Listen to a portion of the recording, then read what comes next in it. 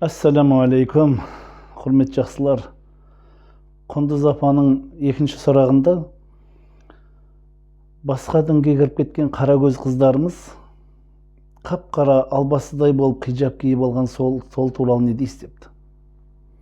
Жақсылар, ең біріншіден албастыдай деген сөздің өзі қиын. Ал енді қара көз қыздарымыз басқа дінге кіріп кетті деп атқанымыз адасушылық. Діннің өзі біздің ислам діні хақ дін. Пайғамбарымыз саллаллаху алейхи вассалам қияметке жақындағанда менің үмметім 73 топқа бөлінеді. Соның біреуі ғана тура жолдағылар, қалғанның бәрі адасушылар деді. Соның біреуі ғана дегені әхли сүнна уәл жамаға деді. Міне адасушы қалған ағымдар өте көп.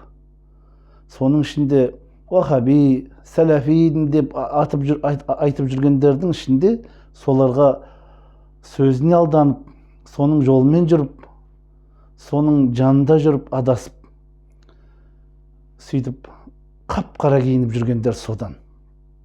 Жақсылар, қап-қара емес, шариғаттың жолында қызыл, сары, болмаса қоңыр, сондай бір киімдерді кисе жарасымды қылып. Хиджаб кию бұл шариғатымыздың жолы, парыз.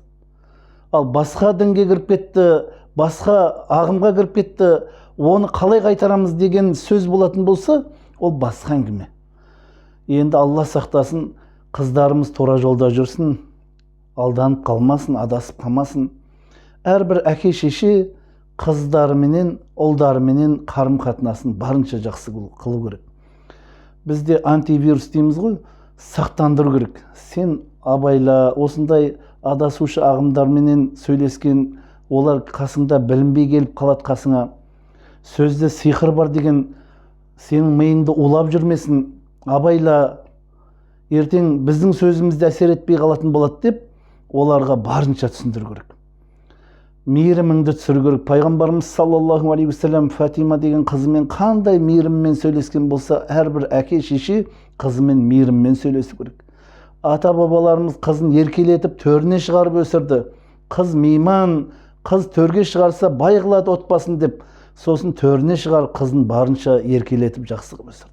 Солардың телефоны бар ма, барынша ақылынды айтып, солардың телефоны бар ма, барлығын бақылап, барынша 40 үйден, қызды 40 үйден тыйым сал деген сөз, барынша оны сақтандырып, еркіне жібермеу керек екен. Сонда Құдай қаласа, Алла сақтасын, адаспайды.